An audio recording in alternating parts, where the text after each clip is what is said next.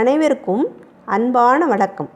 Nalas kitchen தங்களை அன்புடன் வரவேற்கிறது. இன்றைக்கி நம்ம மட்டன் கோலா உருண்டை எப்படி செய்வது என்பதை பார்க்க போகிறோம். நம்ம வீடியோக்குள்ளே போகிறதுக்கு முன்னாடி நம்ம யூடியூப் சேனல் நலாஸ் கிச்சனை சப்ஸ்கிரைப் பண்ணிவிட்டு அப்படியே அதுக்கு பக்கத்தில் இருக்க பெல் பட்டனை மறக்காமல் கிளிக் பண்ணுங்கள்.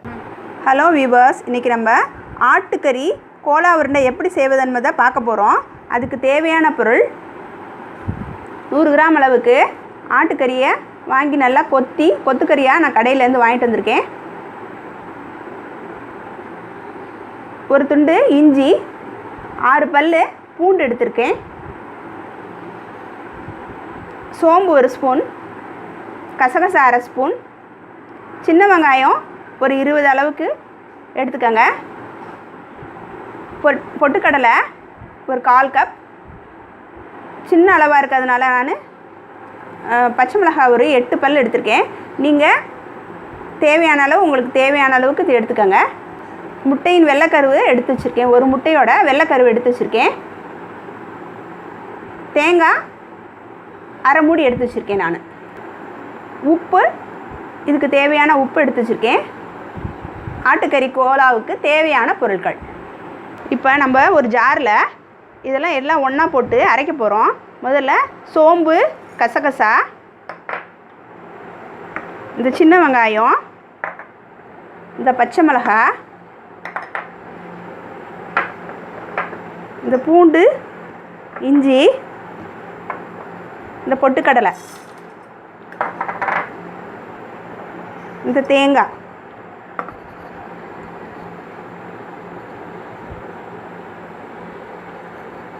இதை முதல்ல அரைச்சிக்குவோம். தண்ணி விடாமல் அரைச்சிக்கங்க. நம்ம உப்பையும் போட்டுருவோம்.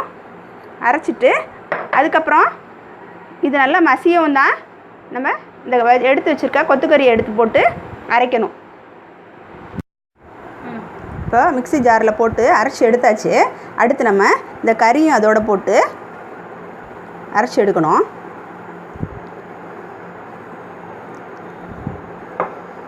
இப்போ நம்ம கொத்துக்கறியை அரைச்சிட்டு வந்தாச்சு. இது ஆப்ஷன் தான். தேவைன்னா கலருக்காக கொஞ்சம் நான் சில்லி பொடி போடுறேன். நான் காஷ்மீரி சில்லி பொடி போட்டிருக்கேன்.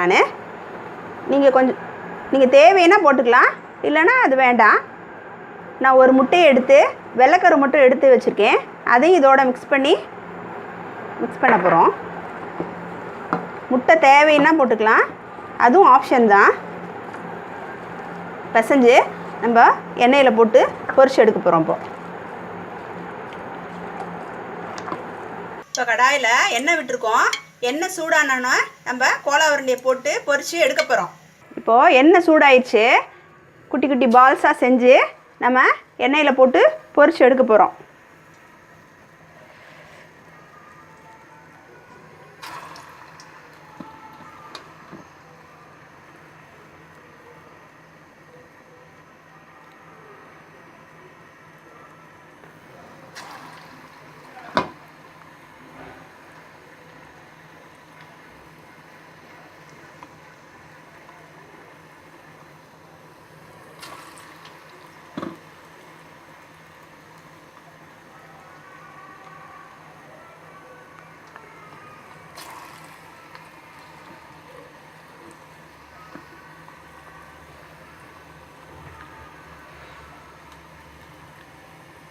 முட்டை போட்டிருக்கிறதுனால நல்லா சாஃப்டாக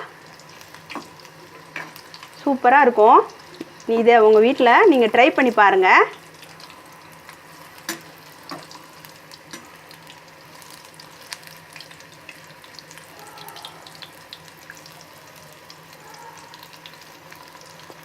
இப்போ நம்ம கறி கோலா உருண்டை ரெடி ஆயிடுச்சு.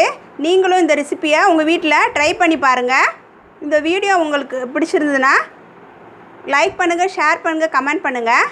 மறக்காமல் நம்ம யூடியூப் சேனல் நலாஸ் கிச்சனை சப்ஸ்கிரைப் பண்ணி அதற்கு பக்கத்தில் உள்ள பெல் பட்டனை கிளிக் பண்ணுங்கள். அப்போ தான் நாங்கள் போடுற வீடியோ உங்களுக்கு தொடர்ந்து வரும். நன்றி.